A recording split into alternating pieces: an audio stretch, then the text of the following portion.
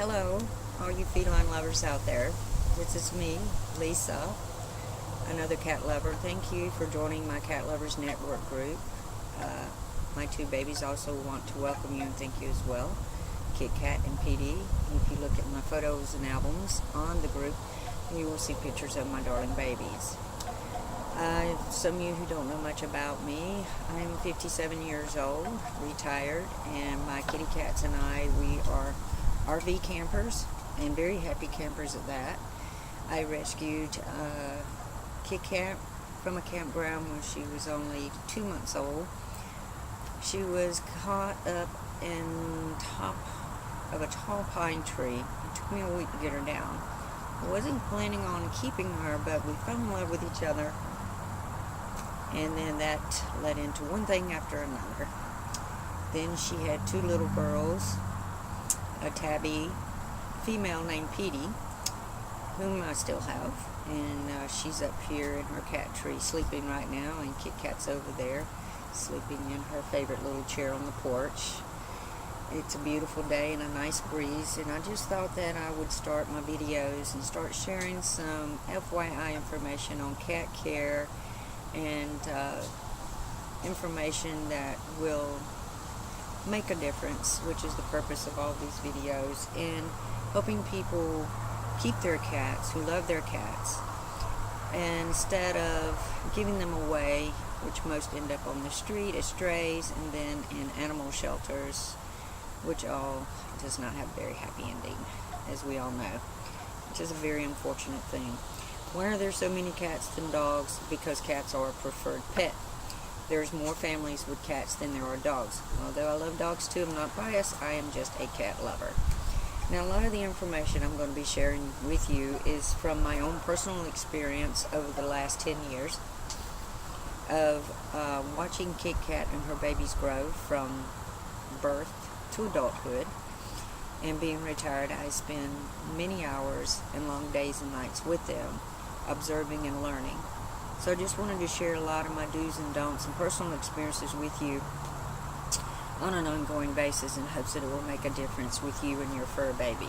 Now, a lot of the information you'll see me refer to from time to time, a lot of us do not like to read, like myself. I don't prefer watching videos. So again, I'm going to make these videos for people like myself that don't like to read much. A lot of the information that I have been reading about and have learned is from a book called The Cat Bible, Everything You Need to Know About Your Cat by Tracy Hochschner. And this is what the book cover looks like. And as you see, it's pretty thick, and it's taken me a while to get through it. But I figured I'd go ahead and start now before I get too far ahead of myself. I'm going to be backing up because I completed the book, and it'll be a refresher for us both. One of the main things I want to cover, even before I start in these several breakdown chapters, which are many of them, I want to just point out a few key factors here. When you get your cat, it's a kitten, and you want to keep it indoor, but you would like to have a taste of the fresh air outside. So it's a good time to start leash training her now. Get a nice little cat halter with a leash. Start getting her used to it, and like I said, the best time to do that is during their kittenhood stages. If it's an adult cat, they'll be reluctant at first, but with persistence, it could work. Of course, you don't want to stress your cat out in the process of doing this. So if you can't do it, then there's this new thing that people have come out with now. They're called catios, and what they are, they're cat patios that people will add in addition to their home, like to a window, and outside the window would be a screen-in catio, like a box-like patio that the cat can at least get the feel of the outside. There are people that specialize in making them. You can go on YouTube and learn how to make your own. I think they're fantastic. There's people who make cat patios that are the size of their deck on their house, which is fabulous. Cats they're naturalists at being outside. So when we take a cat, we're domesticating them to our ways of living which we're the ones that need to change, not the cat. And we need to be the ones to be patient with those changes. A cat cannot be forced into doing anything it don't want to do. Cats hate change. They hate change. So anything that you do with your cat is going to be introduced as a very slow and very patient process on your behalf, because just like cats and dogs, all animals are meant to be outside. They have their own instincts, their own habits, and we're the one that are asking them to change. So to them, that's not very fair. So, but to have a lot of love and care, and don't have to put up with all the diseases they get out there and having to hunt for their own food and have it all fed to them, it's a great life for them. And it's great therapy for us as well.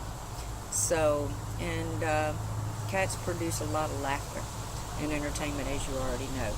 So one of the main things I really want to point out here real quick before I even go into a lot of stuff that's real important. What I learned with my cats are they need a kneading blanket. Why do cats do this? They love to knead, and it's like getting a massage. That is a habit that cats have learned to, from instinct, from being a kitten, from birth. They do that to push the milk and to help the mom reproduce their milk while they're feeding on her teats while they're a kitten. And it also lowers their anxiety and gives them some peace of mind when they do that. It's a de-stressor for them. So they never give up this habit. Just a minute, Petey. Mommy's on the video. She's meowing at me now, and she really don't know what she wants. My attention, because she sees I'm talking and don't know who. They're very selfish with me, and it's just love, out of love. So get a very soft blanket that you can usually get. They're cheap, $5, $10 here and there, and you see them mostly in the winter. The softer the better, and roll it up in a ball and keep it in a certain place where they like to hang out at, and allow them to have that at their disposal on a daily basis at all times, so they can have that kneading experience. The other thing is cats like mirrors. It's fabulous. They just love mirrors. They like looking at themselves. It gives them the feel that there's another cat around. And it's kind of a social thing and a fun thing to watch them play with the mirror if you haven't seen some of the funny videos out there already. Also, I'd like to mention right away about cat bites and scratches. Cats don't bite on purpose, and they don't scratch on purpose. It's a defense mechanism.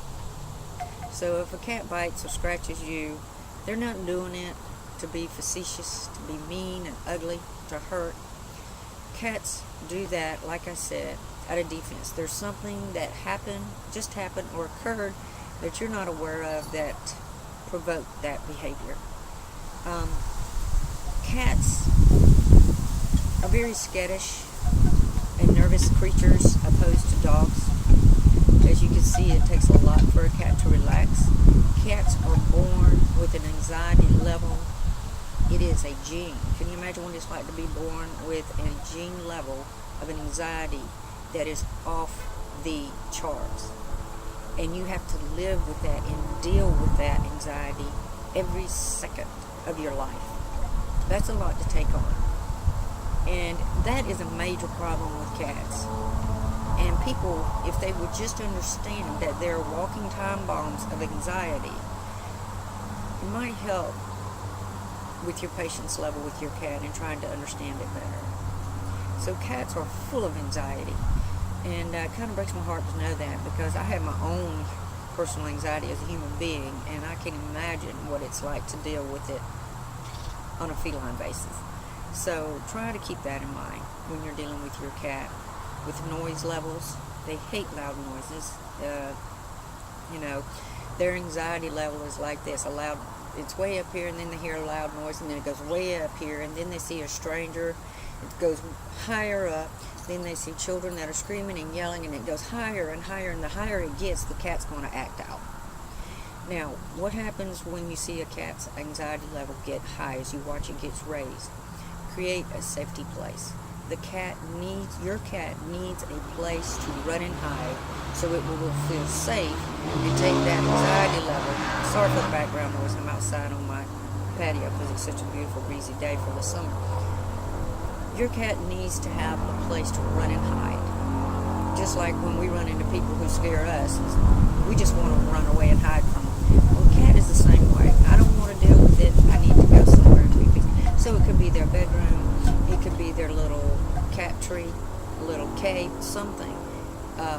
They'll always allow their safety spot to be available to them also on a daily basis. So their safety spot and their kneading blanket is very, very important. Also with collars. Okay, collars. I learned that lesson the hard way too. I was a greenhorn with cats. Snap-away collars, the only type I recommend. Your cat, when they go outside or inside, cats can get into anything, indoors and outdoors, because they're curious. Curiosity, you know what, the cat, fill in the blank. So true. Snap-away collars, please, please. The cat can easily get its neck wrapped around something and it can't get away because the collar is one of those clip-ons, and you know what happens after that. So get a snap-away collar, please, people. Even with the flea collars, they make a lot of snap-away collars for cats to wear on a daily basis. The flea collars is one. A regular collar that I put on my cats with a name tag and a phone number, that's another topic right there. I recommend, even though you have your animal sick, there goes my phone. Excuse me a minute. Let me stop this.